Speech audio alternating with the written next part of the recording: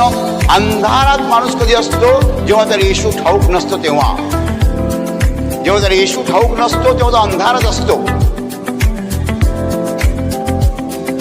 आणि येशू म्हणतो मी जगाचा प्रकाश आहे. जो येशूकडे येतो तो प्रकाशात येतो, अंधारातून उजेडाकडे. आणि सैतानाच्या अधिकाराकडून देवाकडे वळावं. जगामध्ये माणसं सैतानाच्या अधिकाराखाली चालतात. त्यांच्यावर अधिकार आहे, पण कुणाचा आहे? सैतानाचा आहे.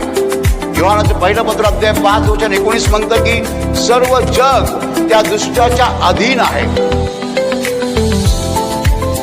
सैतान सांगतो त्याप्रमाणे आपण करतो. जगातला माणूस सैतानाचं ऐकतो, सैतानाच्या आज्ञा पाळतो.